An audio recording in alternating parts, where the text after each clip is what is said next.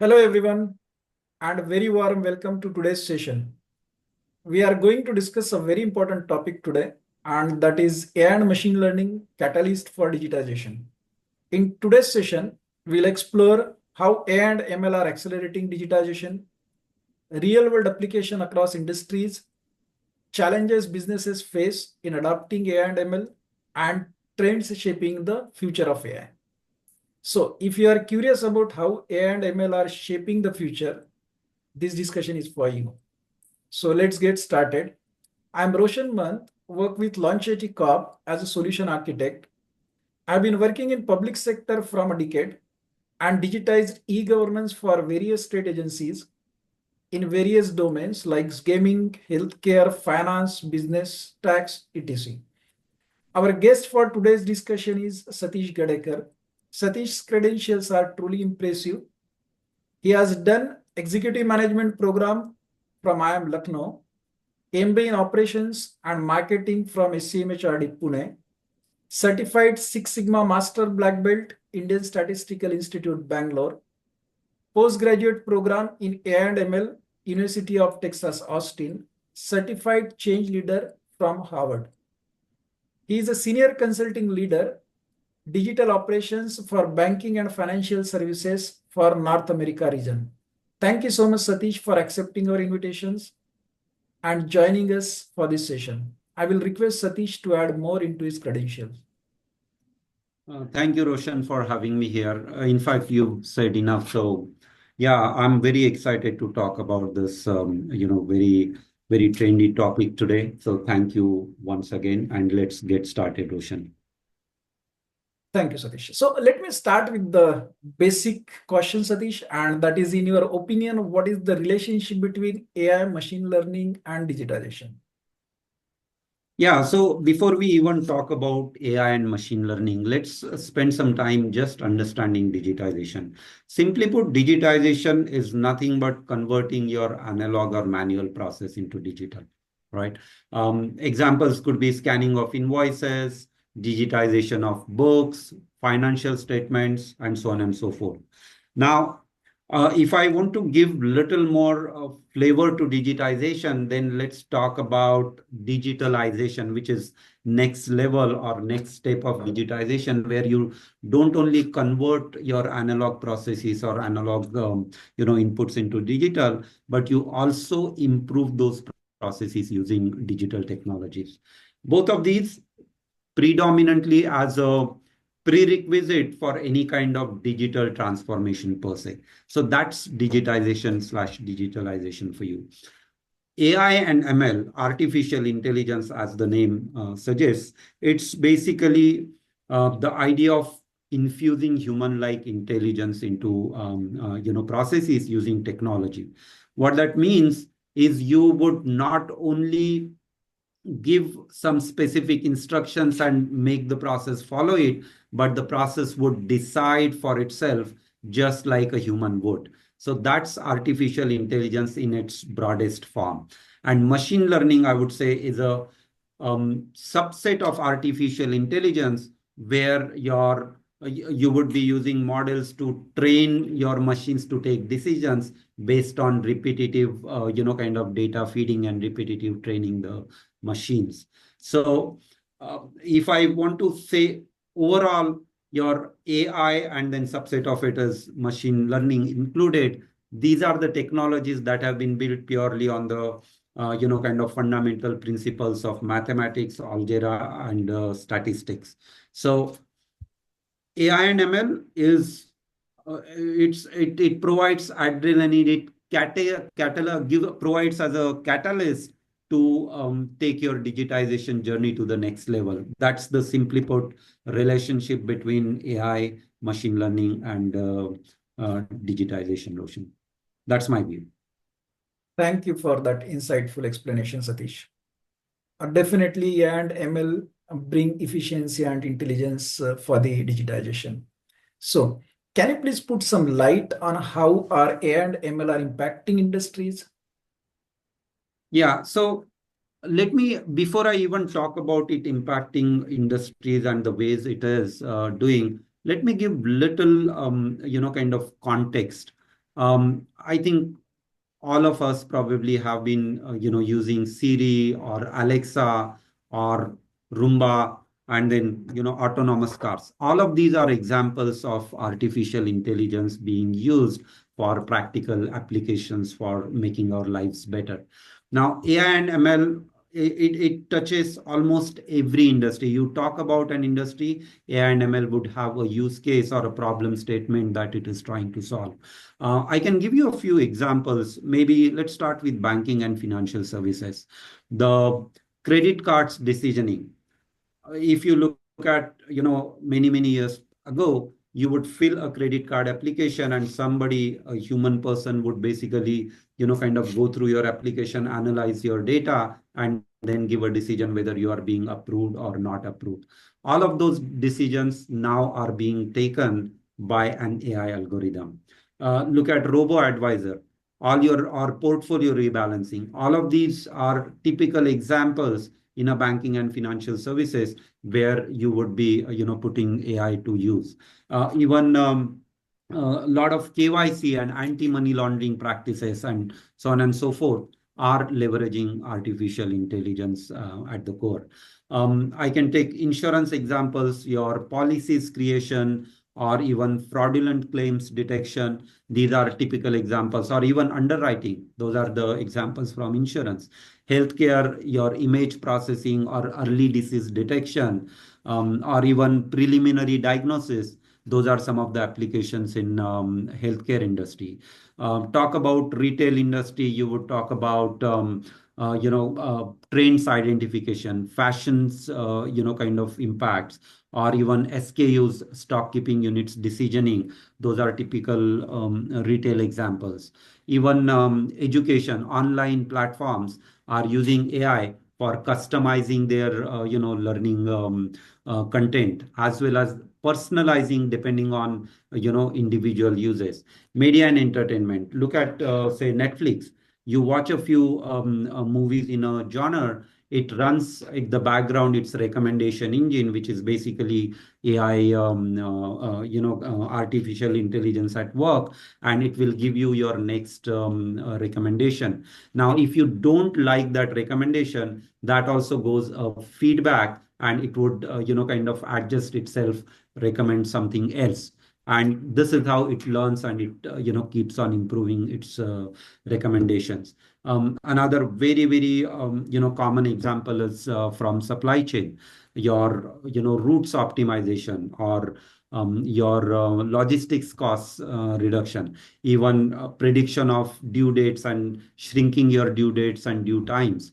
All of these are typical examples or applications of AI and ML, Roshan. I can go on and on. And as we speak, all of these applications are expanding with the advancement of AI models, as well as a lot of coupling of various technologies. You talked about digitization. How does it kind of get impacted by NML? You could kind of do a lot of, and it's all about being creative, being innovative, and thinking through how do I really use AI and ML in various problems that I want to solve, irrespective of whichever industry you are operating in per se. So those are some of the thoughts I want to leave in terms of industries and applications that AI and ML has. Roshan. And that was a great overview, Satish. AI and ML are clearly making big changes in every industry, helping businesses. Thank you. So let's understand some technical aspects of it. So what are the core components required to implement AI and ML in your views? Yeah, that's a good question. So let's talk about it a bit. Artificial intelligence has been around, I want to say, for 70 years. 1950s, 1960s is when AI was already coined. The term artificial intelligence was already coined, and there were group of scientists who had already started work around AI per se. Now, if I look back in early 60s, there was an initial, kind of language, the first AI language that was generated or that was created, called as Lisp. Now, from there, we've come a long way ahead. And all of this has happened because of I think three core components that AI typically needs. The data that you need to feed for an artificial intelligence to even get trained or, kind of make an artificial intelligence model. Second is the computing power. Um, when we talk about early, 2000s, or even, prior to that, computing powers have evolved a lot. And then if you are talking about today, there has been an exponential growth in terms of the capabilities that, computing power has at our hand. So data, computing power, and then sophistication of the various algorithms. I mean, I can talk about earlier days of artificial intelligence. There were multiple models that were created for supervised learning. Like you could classify various types of products, or you can classify various group of people. If you were to, if you were a marketer, or if you were to kind of target your marketing campaign, you could classify people in terms of whether they are credit worthy or not, if you were a credit card company. So those were some, initial or intermediate developments of AI. But now today, if you are talking about, there has been a lot of growth in terms of the sophistication of algorithms. Today we are talking about large language models, we are talking about transformers, and that is what has now enabled us to get into something called as, say, chat gpt, which is, generative in nature per se. So there has been a lot of advancement in terms of all the three: data availability, computing power, as well as your sophistication of algorithms. I think those are some of the key components that, AI and ML models leverage. In fact, I want to say this. If I can give this analogy, I would say the computing power is the engine of AI models, whereas data is the fuel, and you would need both to be able to, kind of make powerful AI models per se. It's interesting, Satish, to hear about the core components of AI and ML, to see how good data, smart algorithms, and the right technology are the key to using AI successfully. Thank you. So my next question, since you touched the data, so what are the data related challenges you see in AI and ML? Yeah, so it's all about how do you start, or what is it that you are feeding to a model, right? So if you are feeding good representative data, your model will learn from that data, and then the output that you would be creating on new data that you are feeding would be, most probably representative. There would be, certain level of accuracy at which a model would operate. However, it would still be representative if you are adding a data that's representing the, population that you've, kind of made it turn on, made it, kind of learn on. However, there are some core fundamental, kind of principles that we should be following, and pitfalls that we should be avoiding if, if we want our models to work well in real time. I think biggest challenge is the preparation and cleansing of data. That's the laborious task. That's where you spend a lot of time and energy in terms of standardizing data in the form that you want to, kind of use and feed, curate the data per se. And now, another very, very critical aspect, and it can go into multiple ways of discussion, but your data should be free of bias. If the data has bias, then of course your model would be learning on a biased data, and then you probably may not be able to, kind of use that model for taking real-time decisioning. There is third aspect of data is the confidentiality and privacy, right? You may not be wanting to use personally identified data, because that can put you into issues that are, of a very different nature. If in case of organizations, there might be intellectual property that should not be exposed to the rest of the world. So these are some of the aspects of, data that one must keep in mind. Otherwise there could be, legality aspects that might creep in. So end of the day, I think you need to have good amount of data in terms of quantity as well as quality. which can be relied upon while you are feeding it into the models, so that you can get something that you can, train and then be able to use it for real-time value generation. That's I think these are some of the challenges that one must keep in mind from data perspective, Roshan. True, true. Data quality is a critical element of AI initiative. So my next question is, we have the terms like generative and AI. So can you please give some light on these terms? What is the difference between generative and AI? Yeah, so that's another good question you ask, right? So we talked about evolution of AI in itself, right? So artificial intelligence, let's say before generative AI, we were using, kind of artificial intelligence that helped us do, consume the data, comprehend it, be able to analyze it, and then analyze. When I say analyze, should be able to, kind of find patterns, find trends, and so on and so forth, and then use that intelligence that you are getting from data to be able to take decisions and prompt actions, right? So that's what AI, kind of descriptively I could say. As opposed to AI, a generative AI is, as the name, suggests, it can create new content to the world. It can generate new content.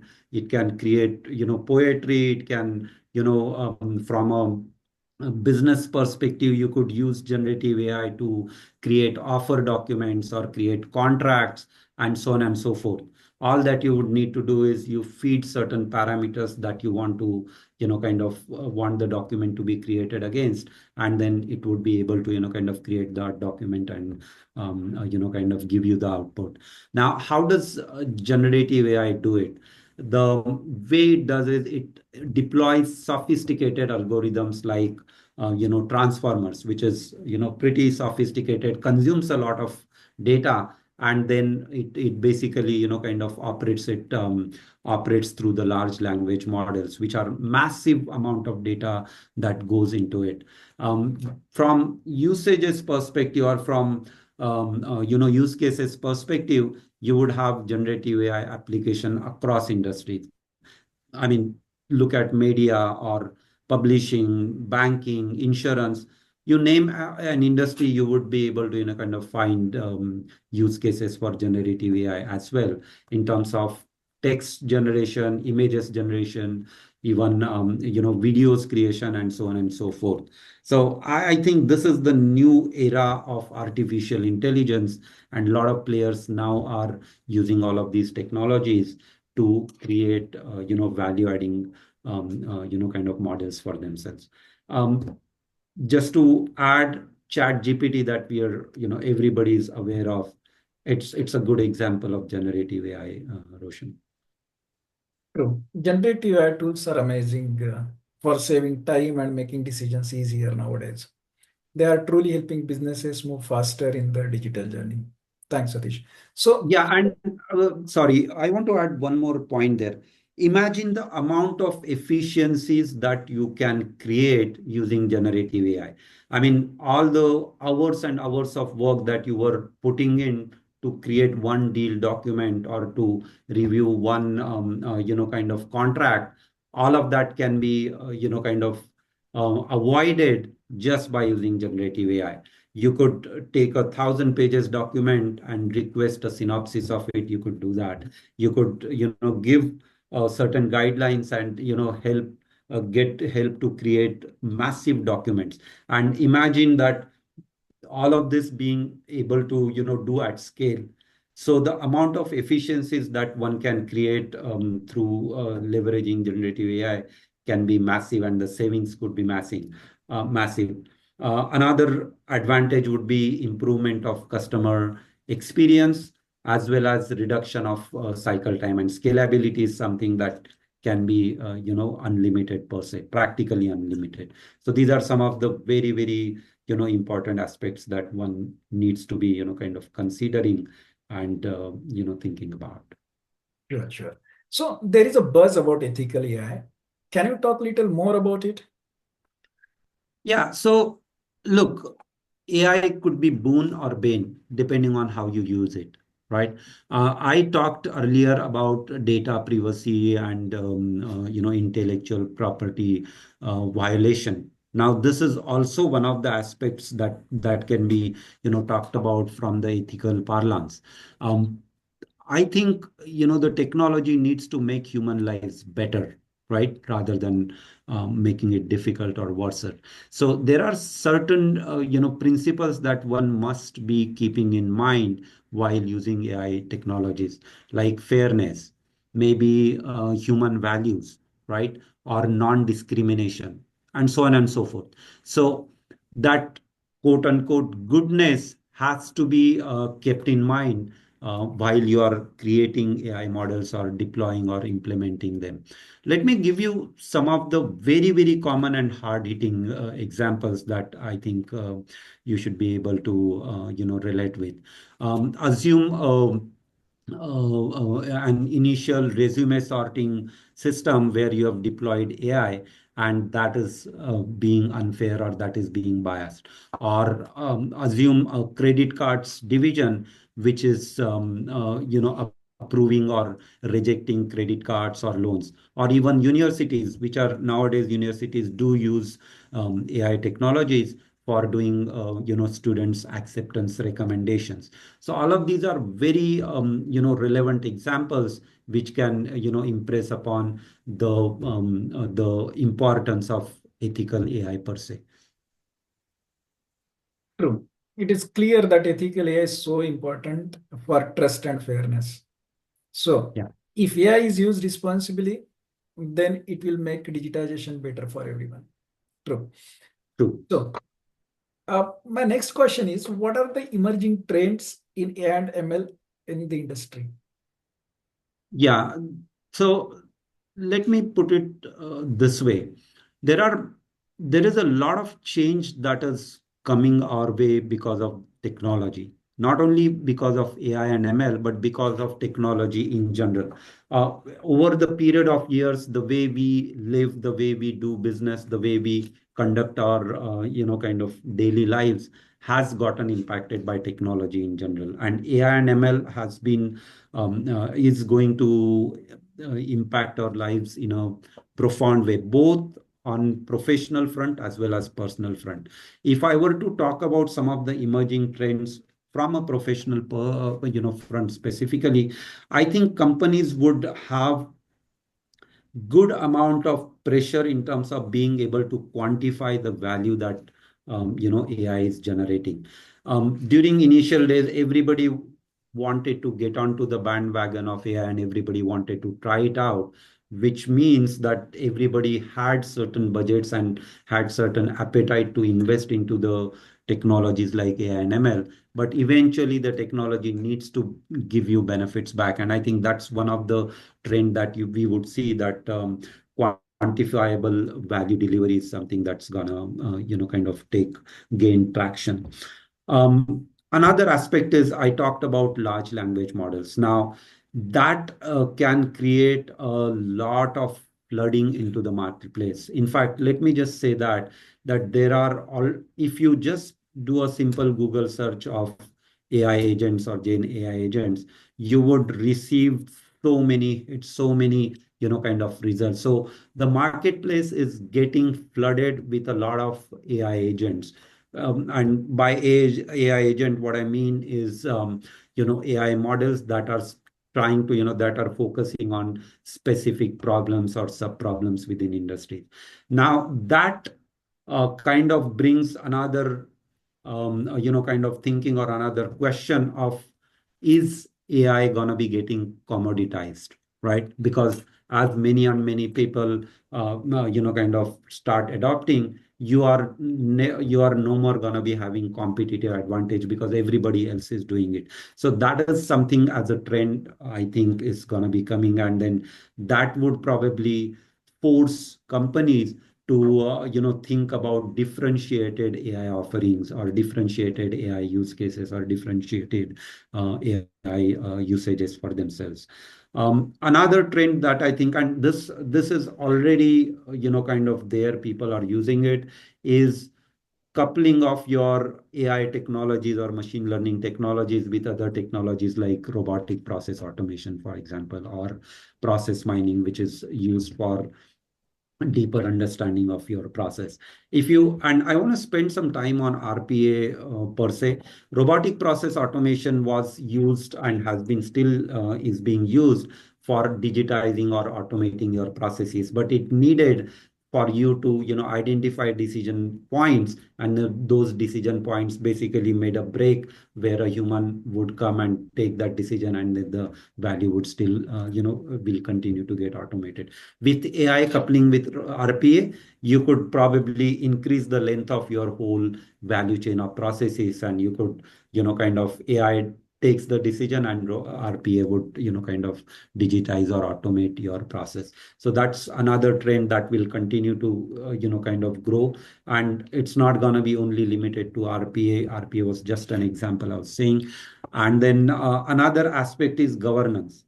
If Because there's so much that it could create chaos in the lack of governance. If so, governance is going to take a lot of importance in terms of how do you really manage all of those technologies that you have adopted within the organization. And last trend that I want to say, and it's likely to impact people's lives directly, is nature of jobs are going to be changing. A lot of jobs might get obsolete, a lot of jobs might change. A maker is going to be, converted into checker. A developer probably will no more be required, because all of these Gen AI models can create, these codes, and then you would probably only be, kind of needed to identify whether the code is right, and then if you want to enhance and things like that. So a lot of these trends are going to be emerging, in my view, in coming years, Roshan. Thanks. The future of AI looks exciting, Satish. Yeah. So, last but not the least, I have a very important question for you. How can professionals prepare for a future shaped by AI and ML? Yeah, so I think I said this previously, that you will need to kind of understand what this technology means, what it brings on the table, and be able to change accordingly. So I want to say that a lot of jobs are going to be getting impacted because of AI and ML. Imagine the example that we were talking about, where content creation becomes fully automated. A lot of operational work which is mundane in nature or involves very less decision making, there's no reason an AI model may not be able to kind of do that kind of work. So what is going to happen if AI takes over and starts doing all of this work? A lot of these jobs, of course, companies would want to benefit from that and want to create efficiencies. So a lot of these jobs would be scaled down, some of them would be obsolete. Some jobs, like say teaching, for example, may not completely go off, or surgeon may not be out of job per se, but there are so many other jobs that are going to be either getting obsolete, or the opportunities that you would have would reduce to a considerable extent. So I think that if we don't change, we risk peril, we risk irrelevance. So, which is why professionals would, at the minimum, need to understand this, parlance, or this, understand what AI and ML brings on the table, and everybody would need to get data savvy, or they would need to get data literate to understand what are the capabilities and how does it impact our lives per se. So, I think some of these aspects. Professionals would need to keep in mind and prepare for the change that is going to come. Another trend, so I'm talking about a lot of jobs probably would be getting lost and efficiencies would be created, but at the same time, there would be opportunities that would be, kind of coming to people who have upskilled themselves from data perspective or AI perspective. A lot of different roles that might kind of pick up steam is AI engineers, machine learning engineers, data scientists, even kind of AI consultants, where you may not be completely on technical side, but you are kind of being the conduit between business and application of technologies, where you are identifying use cases, you are identifying the right kind of AI models that can be applied. So those are the roles that would definitely pick up steam. Even AI product managers, if you are kind of developing in-house AI, as opposed to buying or taking services from AI agents for solving a particular problem. So I think all of these trends professionals would need to keep in mind and see how it impacts their lives. I think learning new skills is not going to be remaining optional anymore. It's going to be mandatory for us. That's my view, Roshan. Thank you so much, Satish, for all these insights. I'm sure this knowledge is very helpful for the audience. We really appreciate your thought. So thank you all for joining us today for this insightful session. And hopefully this session should serve as a catalyst in your AI journey. Let's keep this conversation ongoing and feel free to connect or drop any thoughts in the comments.